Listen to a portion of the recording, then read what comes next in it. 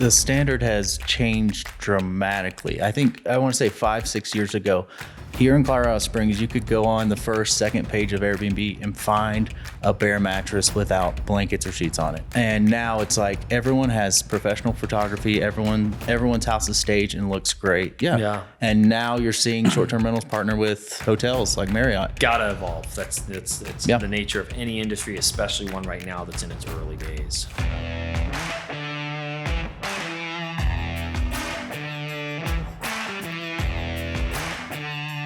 Welcome back to the STR Intel podcast. My name is Philip Wilburn, your host, along with my co-host, Mr. Killian Gordon.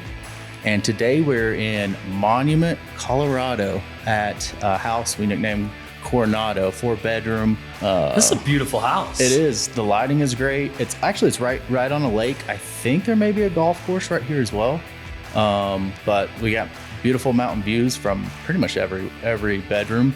And from in here in the living room. So fantastic place. And we are here with our special guest today, Mr. Jonathan Wicks. Jonathan, thanks for coming on. Thanks for having me, guys. And I did have a question for you on the first movie. I guess my question is, which one pissed you off more? On the first movie, when the Russian mafia shot your dog, right? Or on the fourth movie when you had to fight your way up the cathedral steps twice. Incredible, just intro there. First one. There's no question. The first. Don't mess with my dog. It's the dog. It's the dog. It's the dog. Yeah. John Wick. I only have seen the first two movies. Gotcha. Though. Do you get that a lot? Yes, and I didn't get into the third and fourth. But it sounds like you know your action movies. I guess I just saw the fourth one most recently. But nice. Yeah. They're great. My mom always made me go by Jonathan, though. Would never allow John whatsoever. So now everybody's all John Wick, and my mom disagrees. Disagrees? Yes. Gotcha. Yes. Cool. Well, yeah. So Jonathan is the founder of Well and Good, a property services company. If you want to start off, kind of just tell us a little bit about what Well and Good does. Yeah, so Well and Good is a property servicing company within the short-term rental space. We take on the logistical process that needs to happen between each guest. So the professional cleaning, the off-site laundering, as well as the linen replenishment with hotel-style linens, and then all the guest essentials, the things that you have to have, the shampoos, conditioners, hand soaps, paper products, all the essentials that you need for each guest. We bundle those three things, and that's our service. We partner with management companies as well as hosts, and we provide that service for any short-term rental properties. Gotcha. So how did you actually start Well and Good? What was kind of the thinking or process, or how did you? Yeah, like a lot of businesses, it came from seeing the need myself. So I was a host actually, and I had a property I was renting out, and I'd always loved short-term rentals, loved staying in them, and even when staying in them, I always thought, the thing that it's missing is a little bit of that professionalism on the servicing side. A lot of times wondering, were these sheets cleaned, those kind of things. But when I was renting out my own property, it had 10 beds, and it was that element of like, okay, we found a cleaner to do the cleaning. And then it was this process of where are we doing the laundry? You can't do it in the the on-site machines. 10 beds for one house. That's a lot. The amount for of time, turnover. Yeah, the amount of time alone, and then you're doing everything quick wash, if that, and then it was all of the other things. I was constantly Amazoning, over things. Amazoning. I was sending things. I think that's a that's a verb. That's a verb. Sending things on Amazon. Sending the soaps to the house, and then it'd be like, okay, should we send toilet paper to the cleaner? And there was all this just logistical things. So I was looking for the company that specialized in the turnover process, and I was like, there's got to be one for short-term rentals, and there wasn't. And my background's been in scaling service companies, and that space was something that I was always interested in. And so I felt this industry needed a company like this. And so that kind of led to the idea of it in the early part of 2020. Gotcha. Yeah. And I don't know if I've heard of another company doing just kind of property services other than the management companies doing everything pretty much. But yeah, so there are some companies in this industry that provide a service. So a lot of cleaning specific, right? So folks will be able to provide cleaners. There's a lot of tech companies that'll connect you with a cleaner, but they don't solve the issue of the other items of the laundering and things like that. So then you're really setting a cleaner up for failure, because they're walking in and not having any sort of knowledge that they're going to have what they need to get the work done. So Right. yeah, we are the I guess most full scale company on the servicing side to combine the linens, the essentials, and the clean. And there's even some companies that'll provide you essentials, or they'll provide you with maybe laundering. But the combination is really what I felt was needed, and that's what we've tried to accomplish, is just that bundled style service. Gotcha. How many houses did you say you're servicing right now? We service just under 1,000. 1,000. Yeah, I imagine that's quite a bit of laundry. a lot of laundry. Yeah. Tens of thousands of pounds every week that we do. And we do it off site. If you're looking at just that alone, right, the wear and tear that would be on those machines within the homes, if you're trying to do it on site. And it's you've got so many elements of that, the machine factor. And then you've also just got the aspects of the time, the inefficiency, and the quality is not great. People are going to do the rapid wash because they're trying to go quick. What kind of detergents are being used? You know, we have the same standardized detergents, standardized wash cycles. Right. Those things matter when you're talking about high level professional servicing that it should be. This is now much more like a hotel industry. Right. This is no longer a mom and pop businesses that are doing short-term rentals. It's a real 1/3 of US travel is this. Yeah, you've got check-in 10 to 4, 11 to 4 for most companies. Yeah. You've got a very short window to turn over that much cleaning, and a lot of laundry. So if you have multiple sets of linens, maybe, but if you don't and you've got an issue and you got a guest checking in, you may have to just put them on the bed. Agreed. And it happens. And another thing about this that I think we could get on offsite laundry and go to all the elements that are positives. But when it comes to the quality of the clean, I actually believe it helps the quality of the clean, because if you've ever cleaned a house and you're trying to hurry and do that laundry, the minute that the buzzer sounds for that washer, you're going to stop what you're doing and go to switch the laundry, and then you're going to come back and have to try to reset yourself, and you might forget where you were. There's all kinds of things just about the cleans that I feel like if the cleaner can go in and say, I am going to be fully focused on cleaning this bathroom right now, no distractions, no waiting, no wondering, no checking the laundry to see if it's dry right now. Right. That helps to increase the quality of the clean as well. Yeah. Jonathan, a couple of years ago, you started to hear everyone talk about this industry as it was professionalizing and standardizing because it was so fragmented. And you guys picked a very challenging niche of the whole stack of this industry, and you've professionalized it. And I think that a lot of people overlook this fact that a lot of time, products, and energy is being wasted in the margins when you talk about the time with the laundry. Simply having to show up with the house with prepackaged laundry, in the margins, that time, both for the owner, the housekeeping cleans, maybe a property manager coming overseeing some of that activity, and then just the wear and tear on that washer and dryer, are all those kind of hidden little nuances in property management that if someone kind of jumps into this off of learning about Airbnb, these are some of the things that come up and bite them in the ankles in those first 30, 60, 90 days of management that can bottom out the trajectory of a listing very quickly. So how did you guys, Phil, maybe you're kind of going to poke around this question.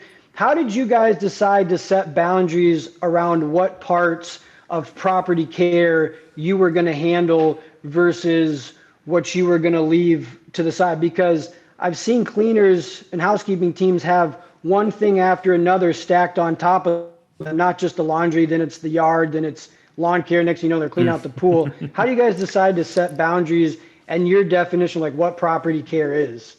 Yeah, I wanted to kind of go back to what you were saying there initially about the fact that it can deteriorate quickly. So I think that once people think, okay, I can get into short-term rentals and I can put my property online, there are so many things that can go wrong, and it is a lot harder than people realize. And that is one thing that can hurt your listing immediately, is just not having those like, oh, I didn't have my bases covered when it comes to the processes there is so huge. And what we felt is that it is harder than most people feel to do this at scale and to do it at a high level. So with that, we had to be picky on what we were going to take on. And we felt that the essentials to be able to have that turnover process happen were that the every time items needed to be in our focus. So that was the clean, the linens, the laundry, and the guest essentials. The landscaping may need to be done on a scheduled basis. It may need to have other things. And that's a professional and a whole profession all in itself. But we really have focused on if we can do those elements, and then we can be very helpful in reporting those things that we don't do. And I think that, you all have seen too, that's one of the benefits is that if we're the first eyes on, if we're looking at things that may be on the repairs side, we might say, hey, we don't have a solution here, but we can at least present you with what's happening with the best information possible. And that keeps us in our lane while still hopefully providing value on the lanes that we don't cover. Right. Yeah. Time is of the essence. It is. So what kind of things are you providing as far as stocking supplies and those things? Yeah. So that was another aspect of it. There's more. I think there's much more expectations on the guest side than there have been before, and so we wanted to lean into that. First, everything that we provide is going to be a pretty high quality. Like, I don't feel like you should go in and feel one ply toilet paper at places. These are beautiful homes that we're staying in. It should match that. And so we supply all the paper products. You're going to have your paper towels, your toilet paper, Kleenex boxes, all those kind of things. And then your soaps. So the soaps are pump style rather than the individual use. If you even see now, hotels are going away from individual use soaps. Everything. I have seen that. Yeah, everything is moving more towards the pump style. It's so many upsides there. You're not going to run out. You're obviously looking at a sustainability factor with just the waste that is created. And you're generally going to have higher end products in more of a pump style thing. So we partner with Public Goods on the side of our pump styles. And then we have foaming hand soaps, and then you get into all the pods, dishwasher pods, laundry pods. We do multi-purpose cleaners, so that way the guest can have something to clean up after themselves if they do make a mess. I don't ever want to prohibit people from being clean themselves, and so that's the main items that we think. And now I gotta think. Whoa, trash bags! You gotta have trash bags. Yep. You gotta have. I'm gonna think of more, but I believe that I've covered the main basis of what we supply in the houses. Yeah, the amount of trash that STR guests produce is unbelievable. It's phenomenal. That's all. It still surprises me today, but yeah, I mean, people are coming, they're traveling, they don't have the condiments, they're eating out a lot, they're shopping, there's a ton of plastic. And yes, we're all consumers in today's age, but even more so when we're on vacation. At that point, it's like, let's just order something in. And so it's coming in a giant bag with all the giant boxes, and the to-go boxes, everybody's ordering from somewhere. The trash is monumental. Yes. Jonathan, for the stocking supplies, how do you guys, sometimes when an owner would come to us and they onboard onto our services, they have an owner closet at that property, and you open that owner closet and it's just stocked full of everything you could think of. Some of which is totally unnecessary, and it's just kind of kept on the property for those one-off cases. How did you guys decide to slim down exactly what needed to be put in for the guest essentials? And then what kind of program did you put in place to ensure those were there and they were there every time? Yeah, that's a great question. It's one of the biggest challenges. So with every short-term rental property, there was this inventory closet, right? And everybody knows about the inventory closet. It starts off perfect and it's all set. And then 3 months in, you open it, it looks like Costco threw up in the place. It's just got stuff everywhere.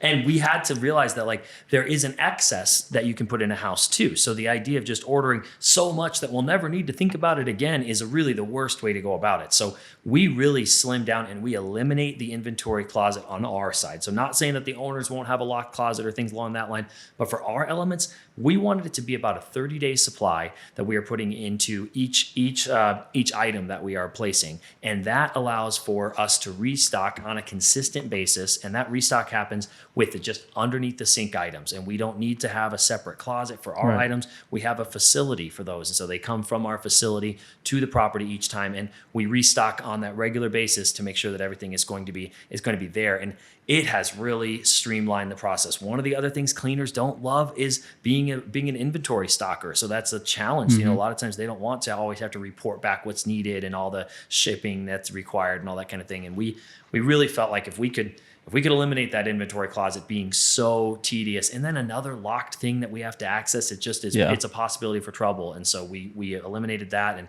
bring in and make sure what's there is needed for the stay and for a longer term stay as well, but not needing to be locked away. Right. Yeah. It's just a completely separate inventory you got to keep track of.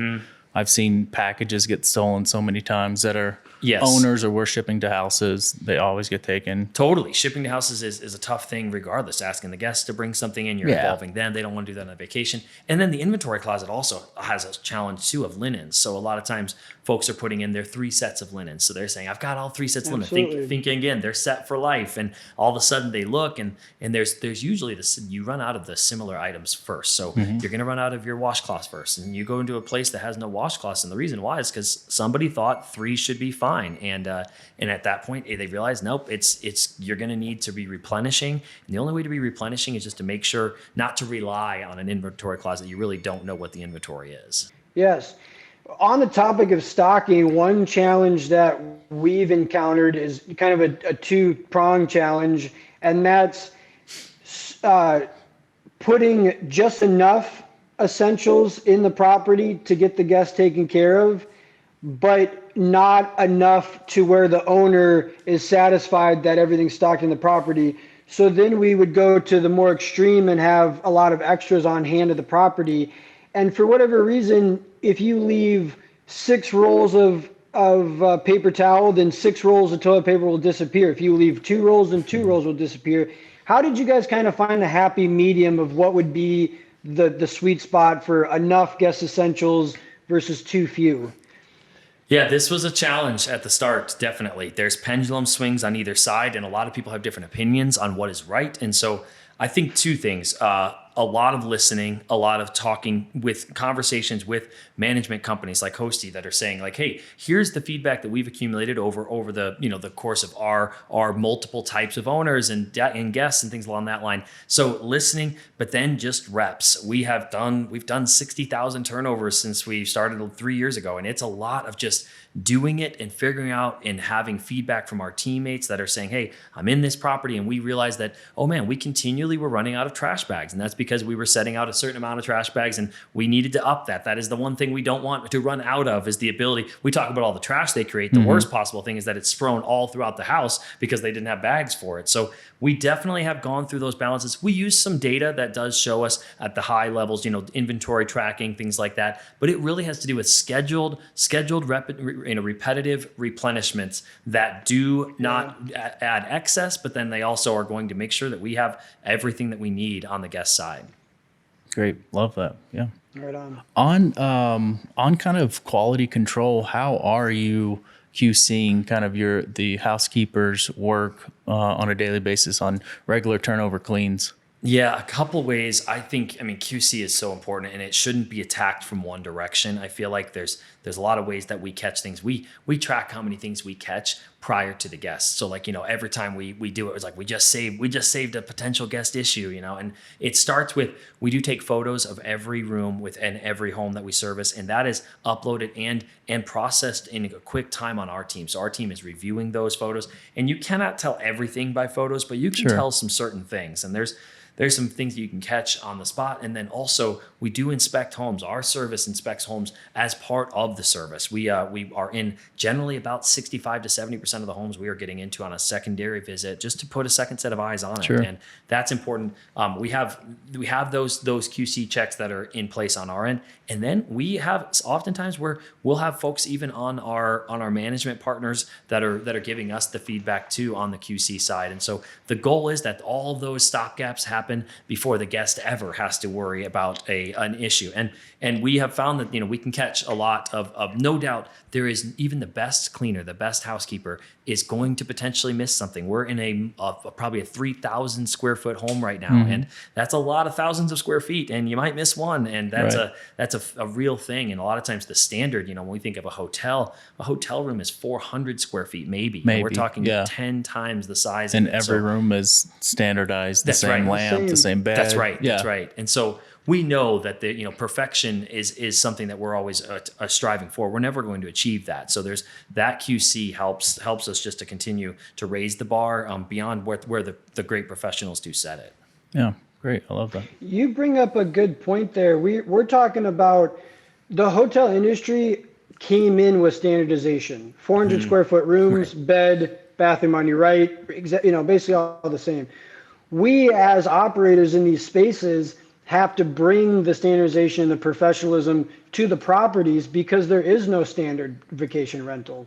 It's such a diverse inventory of properties. So true. And we know from a servicing side, man, the difference is the hotels were set up, every bit of them were set up for servicing. So they think about the furniture, they think about the linens, all the setup of the even to the surfaces, right? What type of flooring do they have? What type of countertops would they have? All of those things matter so much. And we have started to really say there's, not all short-term rentals are created equal in terms of the way that they were set up, first of all, but also just the design as well. So like, you got things like what type of furnishings are you using?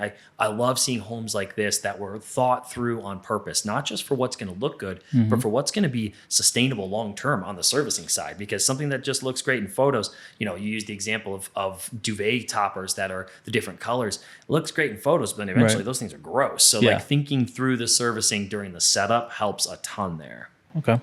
I did have a question. This could be for both of you, but do you guys have like do you have like a nightmare Airbnb or short-term rental story that you went and stayed and it was just a terrible experience? Killian? Do you guys have one? I do have one. Yes. I've told one of mine before on the podcast, but I was curious if either of you guys had one. And I guess you could extend that out if you don't have one ready, like a terrible hotel experience as well. Mine was simple in the sense of I was traveling to Australia actually and stayed at an Airbnb, and that was fine. We didn't even think to ask whether it had air conditioning, and it didn't. And it was just one of those simple things where it was one of the hottest days that Australia had seen, and we were just dying. Like it was so miserable. And it was one of those like really grateful for some of the things that we take for granted in that situations, like we didn't even think to ask about it. But that was probably my most uncomfortable thing. Luckily, I haven't had anything where somebody's been, we had a weird person that was in the home. I know that's a big thing. Like it was a shared space. Yes. Where you're just like, those are a gamble. Those are always a gamble. A big gamble. And that was actually on a family vacation. Yeah. Where you had somebody you were staying with. Yeah. Sure. People do it. Airbnb leans into it. We had a guest walk in. Oh, a guest walk into an owner? Yes. No, well, to me, I booked the property, was there. We're, 11:30 at night in bed. The front door opens and someone walks in, and I confront him in my boxer briefs, like supporting the comfort. But, I was like, how did you get in here? How'd you get the code? And she's like, she showed me the Airbnb host gave it to her. So she either had a double booking. But it was kind of frightening for everyone involved. So, yeah. Yeah, that's scary. You're in the middle of the night, you're sleeping, and somebody's knocking on the door. That's a bad one. Yeah. Probably before the days of good, tracking on management software and things like that. Technology has helped in so many ways to avoid those things if you have a good management software and you're doing it the right way. Because I know that VRBO and Airbnb, if you're not linking those and you're trying to book on both, you potentially have issues. You got two separate open calendars, and people are getting the same check-in instructions, can book on any day. And Killian's getting walked in on. Yeah. Killian's getting walked in on. Well, going back to, I kind of view this industry a little bit as like each home is this train that's going 120 miles down the track, however fast trains go, and if anything goes wrong, that entire train is derailing off. So it's like we talk about what should be in the home for the guests, what needs to be there when they show up. There's so many little variables that can go wrong, even on your technology side. Let's say, for the sake of argument, that double booking was not the owner's fault. It was a technology issue. There's just so many little things that can go wrong along the way. If you don't have these ways to standardize and professionalize and implement things kind of on a scheduled basis, if it's the small thing going wrong at the beginning, the entire train derails, and it happens so quickly, it's very hard to react to it. It's just a game of being proactive. And It's kind of my analogy. I would say something we've got to do better at with our industry is talking about how many times we do all of that right. Like we execute at a high level, and you're talking, yes, a lot of things have to go right in order to have it happen, but professionals make that happen. And you're talking about a very high percentage of times where it's just quiet as can be. Folks check in, they have a fantastic time, friends and family, great memorable vacations. They check out, they leave a great review. You all are doing the same. And you know what? It doesn't make the news. It doesn't get crazy, but that's what the majority of our industry is. Great guests with staying with professional hosts and managers. And I wish we did get louder about the wins, because there's so many of them. Because we hear about all the times that something screws up. Everybody knows about those. But yeah, you're right. It is a lot of moving parts that have to happen to make a successful stay, and it's cool to be a part of it. Yeah, and even on that, like even on AC, we have that issue here in Colorado Springs all the time. But it may be a unit freezes up. Mm-hmm. The guest left it on too low. The unit freezes up, and it's going to take 24 hours to thaw out, and not much you can do there. Maybe bring some fans over, but like that train derail, and you're talking about killing the next guest that checks in. They don't care what the previous guest did. Yeah, they still don't have AC, and they're still hot.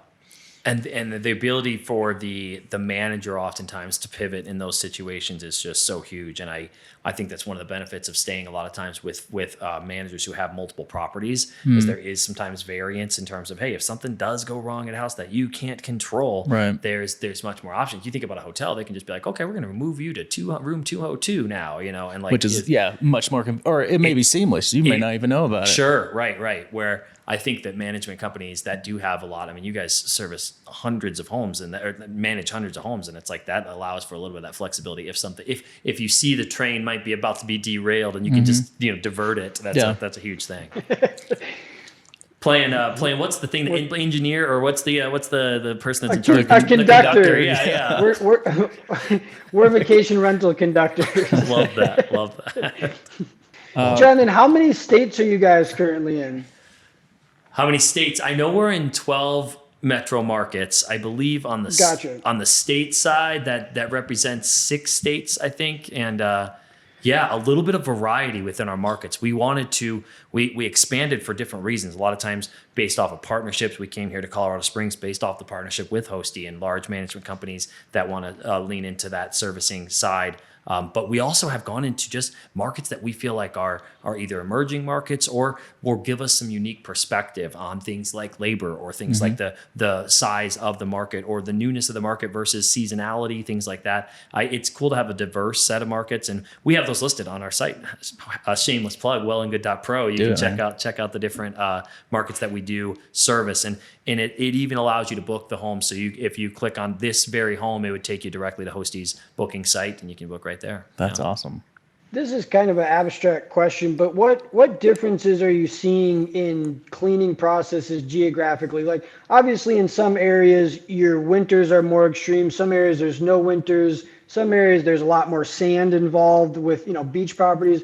What are some of kind of the differences? There are differences. There are differences in cleaning different types of homes as well as different types of areas. And so on the main thing that we notice is obviously the seasonality that plays first in different markets. So started in Scottsdale where, the majority of our busy season happens in the winter months, and then that shifts entirely in a place like Colorado. So dealing with the seasonality, I would say, of the calendar is much different, where everything's going to be same day turns is what we call them, where a host is coming in and, a guest is checking out on the same day that another guest is checking in. And so much has to happen there.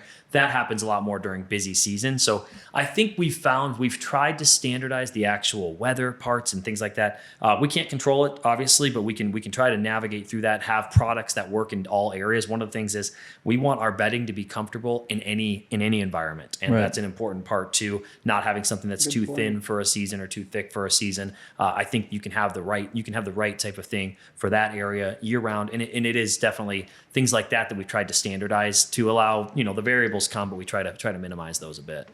Yeah. I imagine right now in Scottsdale, you don't want some heavy sheets. Yeah. Blankets and everything should feel super soft, super light, but not thin. There's such a difference between soft, light without being thin. And I just feel like that's such a balance that we've struck with the linens. I was just mentioning how I sleep in the Well and Good bed.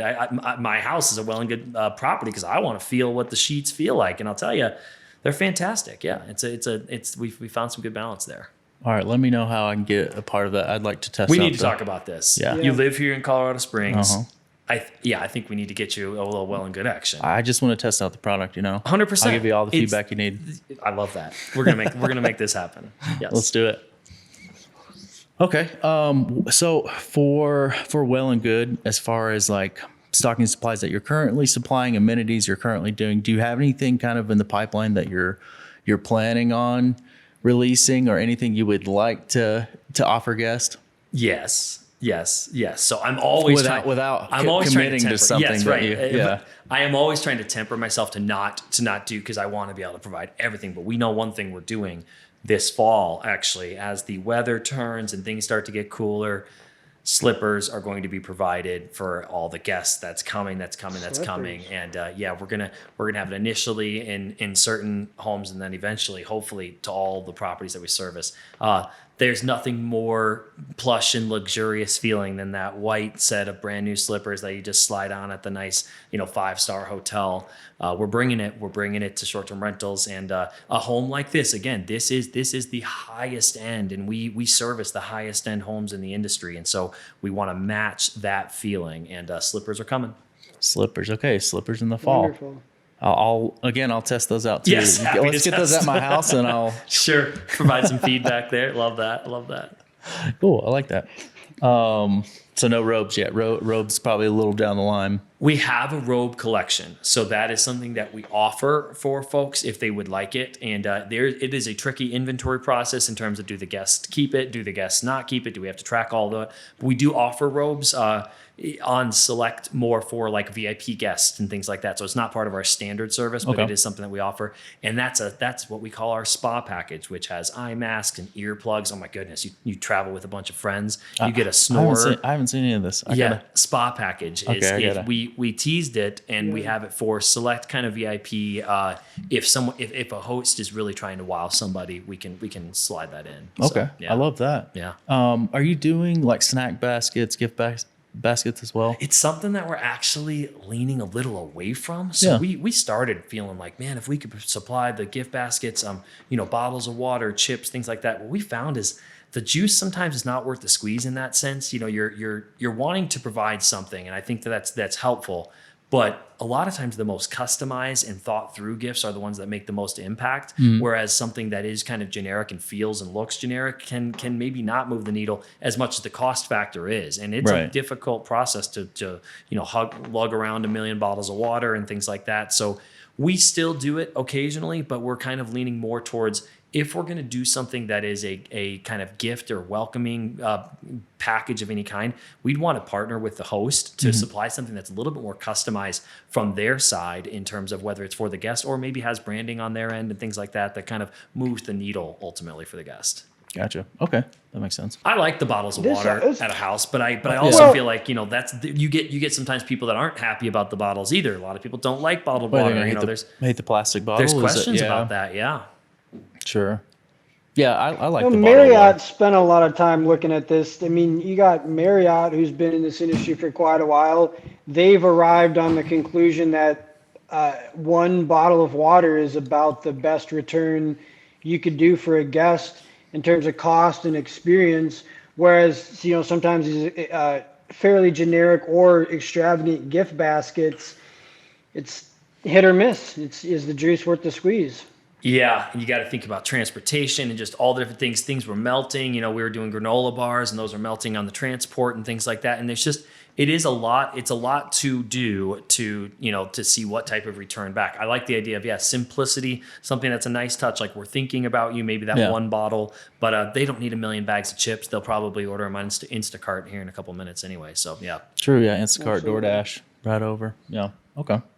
So more personalized. Your handwritten card with your bottle of wine is probably going to go a lot further than no question an entire snack gift basket. Yes, and I think that that's something that we should lean into more of. getting to know the guests, as hosts and managers. That's one of the great things you all get to do, is hear from people as they're coming in. Hey, we're coming in for our anniversary celebration. If somebody can take that as a cue and say, okay, we've got somebody coming for their anniversary, we will help in any way to assist that process. And say, okay, we'll write the note. Yeah, no problem. Do you tell us what you want written? You tell us what you want signed on it. We'll write it. We'll make it happen. We'll deliver it, and let's wow them. I think that those are the things that, the happy anniversary card that they know was not just a template card. This was for them because somebody heard them. That is stuff that if we do more of, we lean into that ultra hospitality, the unreasonable hospitality. I don't know if you read that book or if either of you guys have. It's a phenomenal read, Unreasonable Hospitality. Just talking about the wow factor. Like I think that's what people are looking for now, is that like, wow, this was just for me. Yeah, I like that. John, where do you think sometimes hosts confuse having a nice wow factor versus something that's unnecessary and is more of, do you kind of understand the question? Like when someone's setting up a vacation rental, they've got all these million different ideas on wow factors, and somewhat opinion here, like some things that one person would consider a wow factor, maybe the majority of travelers don't consider a wow factor. Do you ever see some things maybe be misconstrued as a wow factor versus just something maybe a host thought they personally wanted in the house? Yeah, I think a lot of this has to do with personal preferences. We see this with towel weight, right? Somebody that wants the giant Turkish whatever it would be, that is completely unrealistic for short-term rentals. It's going to get stained in about 2 seconds, and so that thing's going to need to be replaced. And if you're spending $70 per towel, like you're just not going to get a return there. No matter, the guest will not be wowed so much to match that value. So we've seen that a little bit. I believe you should have super nice stuff. Like everything should be super nice. The towels should be gorgeous and white and plush, but they shouldn't be this giant oversized. They should be the right size, but not so much on excess level. That's going to cause issues, whether it comes to laundering or price or any of those things. I think it's about finding that happy medium. You could say the same thing for a lot of the avenues that are personal preferences when it comes to an individual. You just want to think, okay, let's do that in a very broad spectrum to cover the majority of folks. I don't know if I answered that very well, but I think that's exactly finding a happy medium. Because I think of finding the happy medium. That's kind of what I was looking for. Because sometimes you'll have folks come in and they want silk sheets or a very specific type of sheet. But when you do hit some of the temperature requirements for commercial laundry and some of the things that were put forward with COVID, some of those materials and fabrics just aren't even going to hold up for more than, like you said, a couple of days. It becomes impractical. Although, would it be nice and would some people love it? Sure, no arguments. But I think it leans sometimes a little to the impractical side. Totally agree. And I think that we could talk sheets all day in terms of that. It's a similar thing that we were talking about the towels, that like if you go too far when it comes to any sort of a silk or whatever that may be, it's just you're asking for problems, and it's just not sustainable long term. It'd be the same thing, I feel like, with like things like colored sheets and things like that. Like you're going to get bleeding, you're going to get all those different issues that happen. It might be a good idea at the time. You might think, oh, I love the color pink, right? That's great. We can do maybe a pink accent pillow or something like that, but we don't need pink sheets specifically. And I think that's where, again, trusting professionals who have done tens of thousands of turnovers is super important, because there is that. I love customization as long as it's within standardization. Yeah, and that may come down to a personal preference. That's like your mattress. If it's a memory foam mattress or a regular mattress, some people like it, some people don't. Some people hate memory foam mattresses. Yeah, you just got to kind of curtail to the majority of people that are going to be booking your home the best you can. Yes. And try to know that, like, no doubt excellence wins every time. So like whatever it is, I would much rather have super clean, well laundered, like I would say Courtyard by Marriott type sheets, rather than stained and destroyed Ritz-Carlton level sheets, right? It's like when you're thinking through that, you want to have consistency, and excellence wins every time. Let's talk about guest damage. Does guest damage happen, and how often does that occur? And what type of things do you typically see as far as guest damage? And I guess on that question, how do you differentiate between guest damage and wear and tear in that too. Tough one. Yeah, that's tough. That's absolutely tough. We see a lot of the damages would happen, if we're using plush, nice white sheets and towels, that's obviously going to have times where things are just going to be damaged. And we see that a lot. We supply fresh bath mats for every single visit. Bath mats get stained all the time. And that's, is that damage? No, it's more just that's within the process. And we don't charge for things like stains. So that's something that we will just replenish as part of our service. And so some of those items we don't consider damage. What we do see a lot of damage is going to be on some of your more like, kitchen items, things breaking, handles breaking, a lot of just like people are rough on things when they are in a short-term rental, like no question about it. Handrails and things like that are just going to be on the side of guest damage. I wouldn't say that that's in our purview as much. What we do is report that kind of thing. So Killian might even know a lot more of what on the damage side, especially when it comes to walking homes and dealing with some of the claims and things like that. This is a tough one.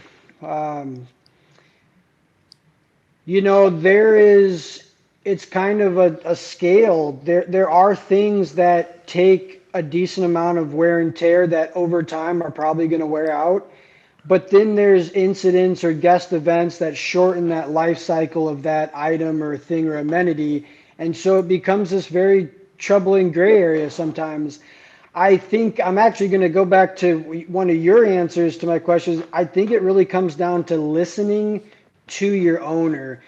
You are going to have owners that that they're going to give you a little bit more leadway with what's wear and tear, with what's versus guest damage. And you're going to have owners that are going to want a lot more stringent and aggressive responses to those types of things. I'm not saying that either one of those routes is the best route. Every case is different. Sometimes being a little too relaxed with guests because you just want to get a good review, you want them to have a good time, can come back and bite you, in the same way that being overly aggressive and overly careful with guests can come back and bite you in the butt. I may have mixed those two up, but if you're following me. So there's an extreme to one side or the best, and I think it really comes down to having good eyes out on the property, like your team, well and good team, and knowing your owner and having a good relationship with that owner. And I would also probably say that in almost any situation like this, time is what's going to kill you. So you could have a guest cause a problem and it's an issue. How the owner's probably going to respond to that is the amount of time that passed between that happening and them learning about it, and whether or not a solution, a compromise, or a plan of action was put in place to handle that situation. So kind of long-winded, but I'd say those are probably gray area. There's extremes on both sides. Listening to your owners, knowing your owners, and having processes so that you can also have a plumb line to know when you're making exceptions and when you're not making exceptions. If you have no standard process and no plumb line, then everything you do is an exception because you have no baseline to decide and make these decisions off of. So that's a tough one. Yeah, that's an excellent point. Yeah, I mean, sometimes it's a judgment call. And there are things that are blatant guest damage. You have a hole in the wall, or the TV, it has a hole in it, right? Somebody punched the TV, obvious guest damage. But you have things that it could be wear and tear. A chair breaks, and it could be, hey, that chair was 2 years old. It may have broke, and sometimes you have to make the judgment call. Do I charge this guest for it and risk getting a bad review, or do I just fix it, cover the cost, and don't even say anything to the guest? It's a very tough judgment call. And on that side, I was going to mention, from damages perspective, I think familiarity is super key within our teams. So we know that like teams that have been at this property before and know that stain wasn't there last time. And that allows for them to have a little more knowledge rather than every time somebody walking into a brand new property. So we believe that familiarity is a real benefit there. And then also the documentation that we provide on a regular basis. We're not always just documenting the problems. We're documenting every single room on every single service. Mm-hmm. So that allows us to have some like, well, wait a second, last time that stain was not there, and I can show you the photo, a date stamp photo, and now it's here. And so familiarity and documentation do help when those situations happen. Yeah, that's a good point. Documentation. Do you ever see guests try to pull one over on you? basically make make invalid claims like, hey, this house isn't clean, or this. Yeah. Oh, we have had some situations of that. And I think I don't want to even give the ammunition to any guests that might be listening as to some of the stuff they do. Because it is just, it's unbelievable. Somebody works super hard to get this house ready for you and sweats literally to make this happen. And you want to, for a couple of bucks, try to throw them under the bus. It's a sad thing that happens on occasion. We won't even give them the airwaves of what they do, but I think that more and more documentation helps, showing that, hey, that blood stain that you just tried to show, well, we have a picture of it and it wasn't there. Like, whatever it was that people may do. That's ketchup, yo. That's not even blood. Let's smell it. Did you smell it? No, that's what I was going to go with. Smells like Heinz to me. Yeah. No, it's kind of a bummer too, because some owners who haven't managed their own properties before and are a little bit more removed from some of these things we're talking about, and more power to them, that's what we're here for, but who are a little bit more removed from them, sometimes it's quite baffling, the human behavior and dishonesty that you might see to maybe get a cleaning fee, which, I mean, in some cases is really not that much money, but to get that extra couple bucks or leave that bad review over something like, sometimes it's quite baffling, and I like your stance on not giving them much airway. Yeah.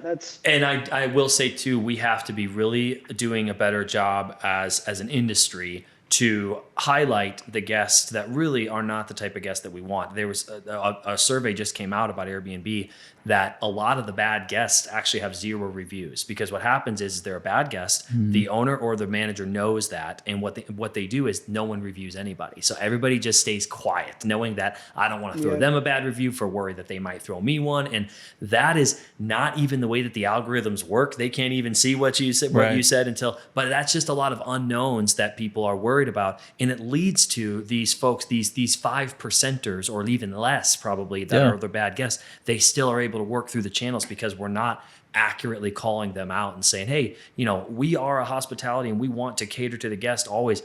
But at the same time, we can't allow folks to be taking advantage. And so I think we have an obligation to try to do as much as we can to protect the next folks from having that happen. Yeah. That's a good point. Yeah. I see the same thing in this industry. People do not leave guests bad reviews. They don't. If it was it's either they just leave them just a generic review, or they don't leave them a review at all. Yes. Yeah. And I think that it's okay to be bold about that, and to kind of say this, we hosted this group, and while they stayed at the home, the stay was not as we expected, and we would not recommend having them again. That's okay to say.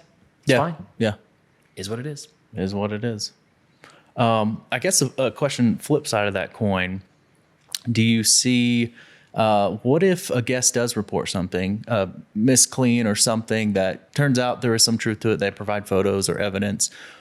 Do you have any kind of procedures where you would respond to those type of situations? Absolutely. And that, just as much as we're going to talk about the times that people might be trying to take advantage, there are some legitimate times where we might just have not missed, we might have missed the mark. And when we miss the mark, I think that's one of the biggest things. We have to respond with service. We have to say, okay, can we fix it right now? Like, I would much rather fix the issue with service rather than throwing money at the issue, because that's not going to solve the problem. And so we want to first resolve the issue with service, attempting to restore whatever the issue might have been. If we missed a spot on the clean, let's come back and fix it. Now, we know that even that is an inconvenience. They don't want to go through that process. So we will oftentimes say, we want to compensate in whatever way we can. And that may vary based off of the situation, but I do believe that we should hold ourselves to a standard. And then if we miss that standard, it's appropriate for us to say, let's make sure that we're compensating for that. I don't ever want our company to receive compensation for something that we didn't do the right way. So I don't want to say that doesn't happen. It does. We try to keep it rare, and we really just try to make it be as in relation to the actual incident. If there's one hair on one bed, that does not mean that there should be no cleaning fee. It doesn't mean that we didn't clean the property. The property got cleaned. Of the 3,000 square feet, we missed one, right? So if we're actually talking about dollars, we owe you 25 cents. I mean, that's if we're being honest. So that's something that we do want to just make sure it's in relation to the actual issue. Right. Okay, that makes sense. A bed is missed, and you're going to send somebody back to remake the bed. Most cases, kind of thing. Absolutely. If there's something that was Yeah. like that maybe But the blatantly. a guest house that we've had that happen where somebody, the guest house didn't get accessed, and so we have to go remake a bed, or there's a crazy basement that has a bed that was like just missed. Yeah. Okay, yep, let's go back, let's fix it right away, and we'll probably be throwing them a Starbucks gift card that way, as well, because we know, again, an inconvenience is an inconvenience. Right. Yeah. Okay. Starbucks gift cards go a long way. Is You that know? is that the go-to? They sure do. I think It's it's Starbucks. like, here's $10 to Starbucks.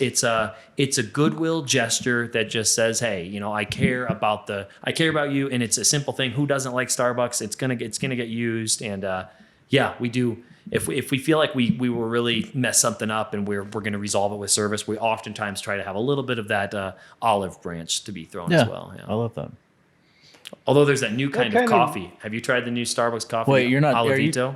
you're talking about the olive oil? Yes. What is that? I tried it. I, What? didn't like it. I haven't tried it, but I just hear stay away from it. I tried it, and it was maybe the weirdest thing. I don't even know how they call it coffee. It's like olive oil coffee. Did you have to run to the restroom directly after? I only had a sample, thankfully. Okay, but that's what I've heard. Is it's It's like a cleanse of some sort. What are we going for there, Starbucks? I don't know what they're going for.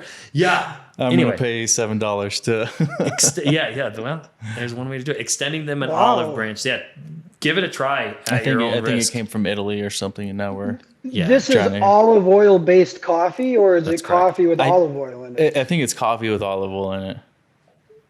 So, Somebody got bored at Starbucks and just decided to go crazy. yeah. Or was maybe having some sort of like they were dealing with constipation, and they decided that maybe they need to help the world with that. Yeah, I was gonna say. I don't think they advertised it that way though. All right. Well, I mean, coffee, that's a whole nother thing with guests and preferences. And I mean, that's all across the board. So many people have different tastes in Yes. coffees. That goes back to pleasing as many people as possible and doing your best to get the outliers as well. But that's tricky. Well- maybe we need to start putting olive oil on it. we did a survey. We did a guest survey. One of the things we did last summer was this be? large survey of 1,000+ guests that just asked them questions about servicing. It said, would you rather have gray towels or white towels? All the different things that people wonder about. Because a lot of times people I think the guests want this. It's like, well, what do the guests really want? So we asked about coffee. It was, would you prefer filter and ground style or K-cup style? And 70% said K-cup. Which was Really? interesting. Yeah, Wow. I think simplicity and people wondering whether they're going to be able to know how to work the machine, or will the machine be what they want, or whatever the grounds be what they want. Mm-hmm. I think they kind of assume there's more variety and simplicity with the K-cups is what I gathered from that. But I definitely think that coffee has become a big part. There's some people who have coffee bars, and they advertise that, and I'm a coffee person. I love great coffee. Same. I think there should be coffee at every short-term rental. I think that's whatever way you do it. I think some sort of coffee is a good gesture. It's normally like my pick me up to get to the cafe. To get to the real coffee. Yeah, It's the appetizer. This will get me up and out of It's bed, the, so I can. the appetizer to the main course. Wow, you're not wrong on that. Yeah, that's good. That's hilarious. So I came back to Colorado Springs recently from Arizona, stayed on one of our vacation rentals. Woke up that morning, made my cup of coffee, loved it, got in the car, drove 3 blocks down the road, went to my favorite little coffee shop in Colorado Springs before I started off for the day. Old habits die That's so hard. true. Yeah. Yeah, seriously. Here's a quick question for you, maybe not a quick one, but in the property care side of things, we all have trouble at times during the day motivating ourselves, taking that one extra step to make sure things go right. And when you're turning over 3, 4, 5, 6, 7, 8 properties in a day, one cleaning team, that can get tiresome. That can get difficult. That can get tough. The attention to detail, mental fatigue. Any tips, tricks, just keeping the frontline folks motivated, keeping them happy, keeping them sharp? Yes, I live in this world. That is my number one job. What do they call it? The cheerleader, executive officer, is the CEO side. That's what I'm trying to do, is keep people motivated. And to that point, I think you mentioned the 5, 6, 7, 8, 9 turns. I think that's really dangerous. And we know the human body can only do so much, and cleaning is super difficult. So we try to pay our folks a solid wage for the work that they're completing so that they don't have to clean a zillion homes in one day. Because I think there's just an element of we know that the later that you get, if you're on that fourth house, your chances of excellence are diminishing quickly. And so I think that that's a big part of keeping people motivated, is keeping people fresh and just saying, like, let's not overexert ourselves from an energy. Let's make sure that we're being compensated fairly, and we know that we can put a full energy and effort into maybe the 2 houses that we have today. The other thing is, we've got positive motivating is the best way to go. We have to show them that what they do matters. And we have, I think, for the first time, a group of folks in mass in this industry who are cleaning homes, thinking positive thoughts towards the guests rather than negative thoughts towards the guests. Because truthfully, in this industry, a lot of cleaners they're cleaning, they're cussing out these guests. These guests are always trashing the place and this and that. We have flipped the dial on that and simply saying, we are making someone's vacation experience spectacular, and we have the ability to move that needle. And the only way for them to really know that is for them to hear what the guests say about their experience. And we had the time of our life with our family, and the place was clean and perfect for our kid as they're walking down on the floor. It was perfectly clean. There's nothing more like energizing than hearing that what you're doing matters. So that's my job, is to make sure that we're not overworking people, and that they know what they're doing matters, and that keeps the motivation level there. Oh, that's awesome. Yeah, I've Wonderful. cleaned before, and I've Right. gotten that same mindset where, like, oh my God, this guest, he trashed the place. And you get negative. You can get negative thoughts very real quick. quickly. Yep. And feeling like you're on an island also too. No one sees what I'm doing. No one cares what I'm doing. All of that is very prevalent among the labor world as a whole, but especially when you're walking into a house and you're just your team. And we want it to be where this is a collective group that is all working together for a great guest experience. And you are a part of that. And I think that the more they feel included, involved, heard, is all going to be helpful towards motivation. Awesome. So you're sharing all the guest feedback and reviews. So negative and positive with the housekeeping crew. If we hear about it, and that's a lot of times we ask our folks to share those items with us, because we're going to do our best to divert those. The ones that mention something specifically. A lot of times if it's a 5-star, that's great, but there's a lot of times people go out of their way to say something really nice. And then obviously if there's something that was an issue, we want to be able to bring that up and help resolve that as well. But no doubt, bringing good reviews, that there's a lot of good. One of our core values in our company is that we shout out the good. We talk about the good things that happen. We know we're going to hear about the negative, but my goodness, we know what's the more positive motivator. It's been psychologically proven that it is a more productive way to motivate on the positive side. You're getting me pumped up right now. I'm ready to go clean. Let's do this. Absolutely. Let's do it. I think there's a guest coming today, so we're going to have some cleaning up to do. Anyway. We'll go look at after. Yeah, I love that. What about training? I've always been, you got people that, sometimes housekeeping can have a little bit low barrier of entry. There's commercial cleaning, there's residential cleaning, there's vacation rental cleaning. And sometimes you see folks jump in from the other side of cleaning, commercial or residential. Any tips, things that have worked for you guys for getting housekeeping cleans up to speed to the well and good standard? Yeah, I think, we have brand standards that we do highlight, and wanting to be modern in a way that we're doing are educating our folks on how things should look. So videos and walkthroughs of homes that are the right way is a lot of times for folks to be able to see that. We do a lot of video tutorials of best practices and things like that. But a lot of times what people don't have when they come into this industry that have cleaning experience, but they don't have hospitality experience, is about the presentation factor, the symmetry of everything, and making sure that everything is completely aligned, and how the towels are hung and all those things. They matter so much. And that's things that we can guide folks to. That's towards the cabinets that we were talking about earlier. I like to see the cabinets exactly as they should be. The cups should be, if there's 8, they should be in 4 and 4, not 5 and 3. Like everything is about presentation and perfection, and guiding folks into that. A lot of times people get into it though. Once you kind of start to see things the right way, then people start to look and they know what's right, and people then want to have You that start wow seeing factor. some crazy origami towel folds Yes, and yeah. toilet paper folds. We professionals, these folks are professionals. They're also artists. Like there's an artistry into great servicing, and our professionals lean into the artistry. We lean into them. You know, do something that has flair. Every bit of professional atmosphere should have some flair. You watch a soccer player, that's half of their world is the flair factor. It's like, do that. We're professional cleaners. Operate with your profession. Yeah.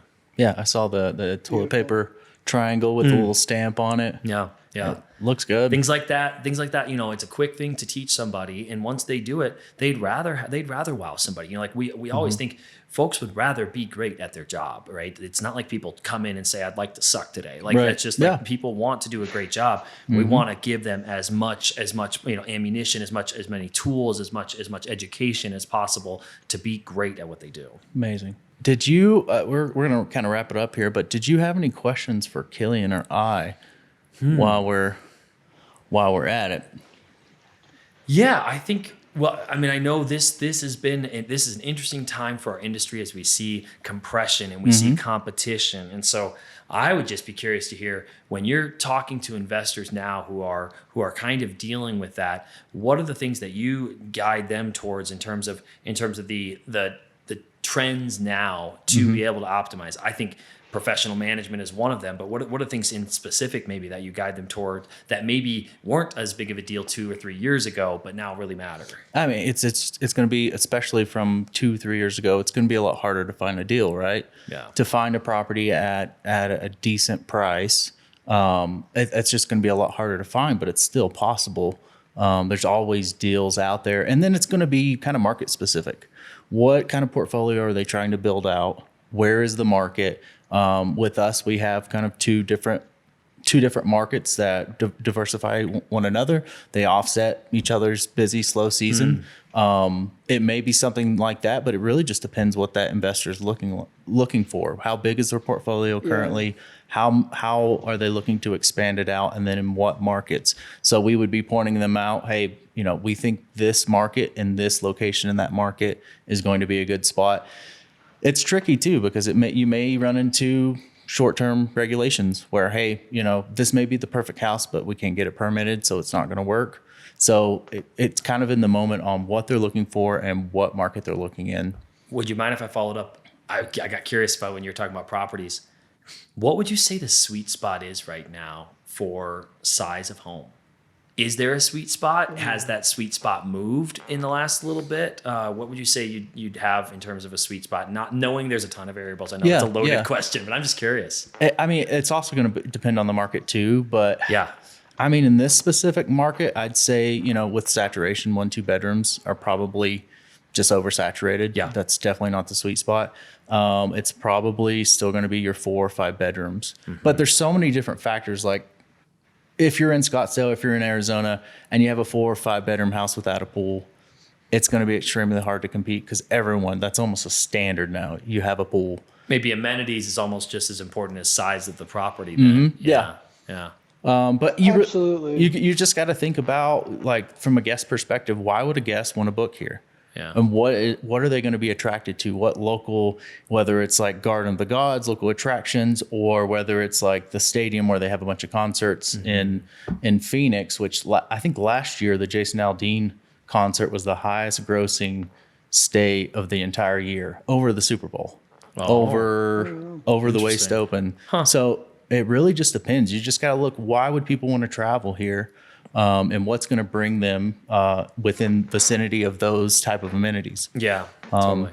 But, you know, during the pandemic, during COVID, it was, people wanted to be out in nature. People wanted to get away from the city. So it was cabins. And to a sense, that's still the case. But yeah. And that's what I was wondering, is just what has shifted. So much of this industry moves at a rapid pace because it's so new, and it's fast growing and all that. So hearing some of those shifts that maybe weren't the case a couple of years ago. And now that's why I think it's, we all obsess over this. We live, eat, sleep, breathe this industry, which is huge to have advocates on this side from an investor perspective, advocates who really are studying their stuff and can give some good direction on the specifics when investors are looking at it. Yeah.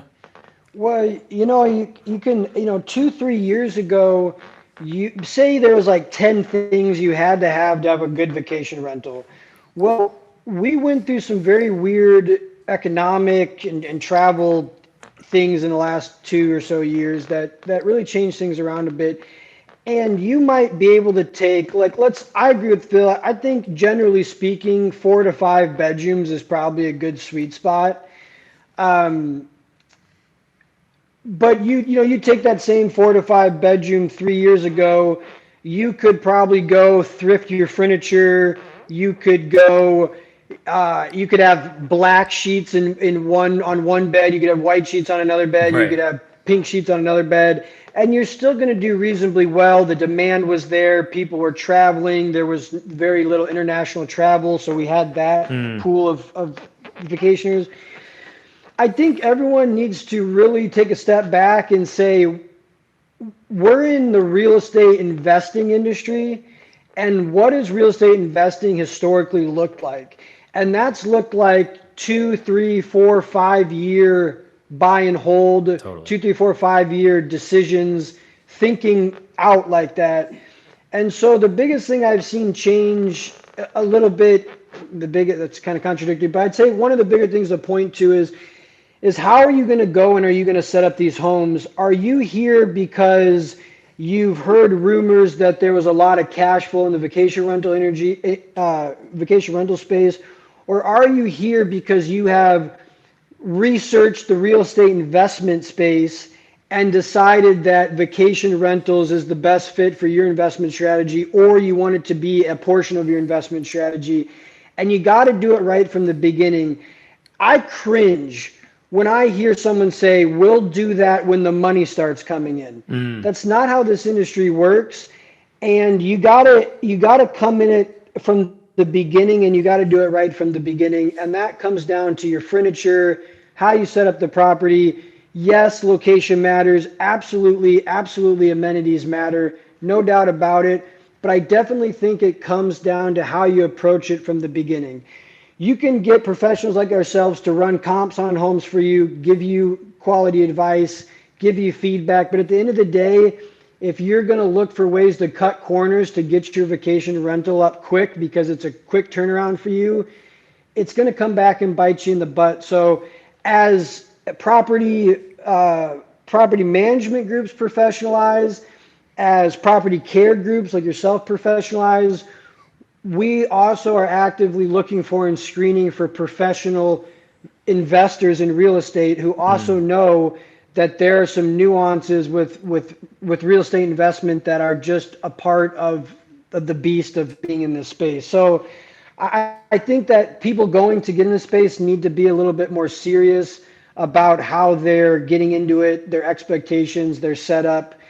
And I think long gone are the days where you can just find a good property in a good or average area, furnish it, and get it going as a vacation rental. The whole industry is asking for a higher standard from the guests to the operators. So and that's ultimately a good thing. I think that higher standards are a good thing. It's if you're ever going to become, kind of in the big leagues of travel, which is where short-term rentals have now found themselves in, you have to level up if you're going to do that. And you can't expect to have the same things that always worked be the things that work now. And I think that evolution is huge, and we have got to lean into that leveling up here in our industry. The standard has changed dramatically. I think I want to say 5-6 years ago, here in Colorado Springs, you could go on the first, second page of Airbnb and find a bare mattress without blankets or sheets on it. Amazing. And now it's like everyone has professional photography. Everyone's house is staged and looks great. Yeah. And now you're seeing short-term rentals partner with hotels like Marriott, and they're developing their own OTAs. So it's it's evolved dramatically. Gotta evolve. That's the nature of any industry, especially one right now that's in its early days. Yeah. Perfect. Well, I think that's a perfect spot for us to stop. Jonathan, thank you so much for coming on. Thanks for having me. This was great and really enjoyed it. We'll do it again in the future Love as to. soon as I start testing out that property service. You're going to come back with the feedback fully all the way through. Yeah. You'll get the best night of sleep. I'll promise that. Well, yeah, we're do it. going to make this happen. Yes. Cool. Oh, awesome. Wonderful. Thank you, Jonathan. Thanks, guys.